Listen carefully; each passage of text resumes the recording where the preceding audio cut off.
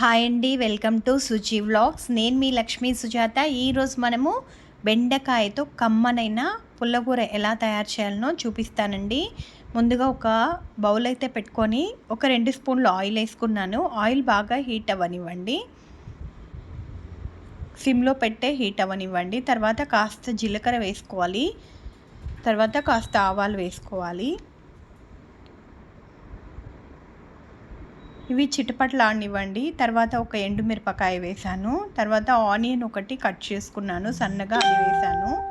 తర్వాత పచ్చిమిర్చిని కూడా కట్ చేసి పెట్టుకున్నాను, కలేమాకు.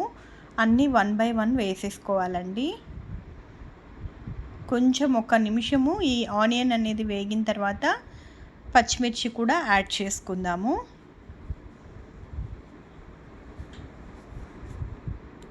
ఇవి గోగులు అంటారు కదా, ఉల్లికాడలు అంటారు కదా, అవి ఉన్నాయి నాకు ఇంట్లో, వేసాను. అవి వేసుకోవడం వల్ల చాలా టేస్టీగా ఉంటుందండి. ఏ కర్రీలో అయినా మీకు అందుబాటులో ఉంటే వేసుకోండి, చాలా బాగుంటుంది. తర్వాత పచ్చిమిర్చి కూడా వేసాను. ఇవి కొంచెం వేగనివ్వండి.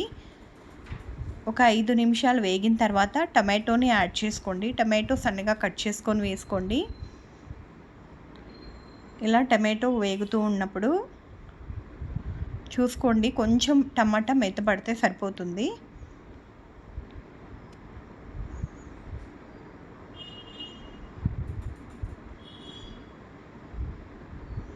ఈ పచ్చిమిర్చి కూడా ఇలా కొంచెం వేగాలి, టమాటా కొంచెం మెత్తపడాలి.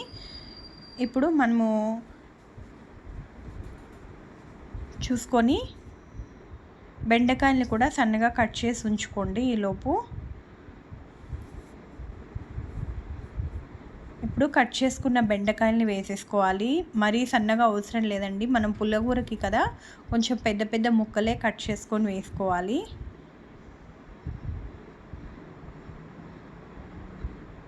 బెండకాయకి జిగురు ఎక్కువ ఉంటుంది కదా, ఇది చాలా ఉడకకూడదు. కరెక్ట్గా ఉడికినప్పుడు చూసుకొని ఆపేసుకోవాలి. మనము ఇలా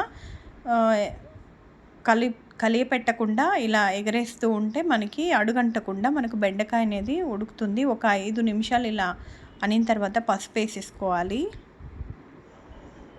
అలాగే ఉప్పు కూడా కల్లుప్పు వేసుకోండి, సరిపడా వేసేసుకోండి. మళ్ళీ తక్కువైతే టేస్ట్ చేసుకున్నాక వేసుకుందరు. ఇప్పుడు మళ్ళీ ఒకసారి ఇలా చేసుకోవాలి.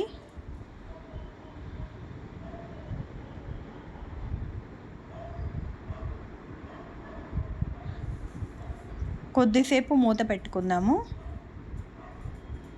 ఇప్పుడు మనకి బెండకాయ అనేది ఉడుకుతుందా లేదా అనేది చెక్ చేసుకోండి. ఉడకదు అని అనుకుంటే మనము కొద్దిగా వాటర్ని యాడ్ చేసుకోవాలి, కొంచెం వేసుకోండి. ఇలా కలిపెట్టేసుకొని అంతా మళ్ళీ ఒకసారి మూత పెట్టేసుకోండి, సిమ్లోనే ఉంచుకోండి. ఇప్పుడు చూడండి, ఉడికిందా లేదా అనేది ఒకసారి చెక్ చేసుకోండి.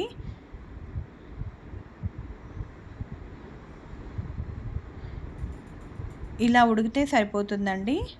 ఇప్పుడు దీన్ని పప్పు గుత్తితోటి కొంచెం మరీ మెత్తగా కాకుండా ఇలా చేసుకోవాలి లైట్గా. అక్కడక్కడ ముక్కలు మనకి తింటూ ఉన్నప్పుడు తగులుతూ ఉంటేనే మనకి ఆ టేస్ట్ అనేది తెలుస్తుందండి. ఇంతేనండి, పుల్లగూర అనేది రెడీ అయిపోయింది. మీకు తప్పకుండా నచ్చుతుంది. తెలియని వాళ్ళు తెలిసిన వాళ్ళు అందరూ కూడా ఈ విధంగా ట్రై చేయండి. ఇందులో కొంచెం చింతపండు కూడా వేసానండి, మీరు కూడా వేసుకోండి. చింతపండు ఇష్టం లేదనుకున్న వాళ్ళు కొద్దిగా నిమ్మకాయ చుక్కలు, ఒక 5-6 చుక్కలు పిండుకుంటే సరిపోతుంది. ఇక్కడ నేను చింతపండు వేసిన వీడియో కొంచెం స్కిప్ అయింది. నచ్చితే లైక్ చేయండి, షేర్ చేయండి, కామెంట్ చేయండి. Thank you.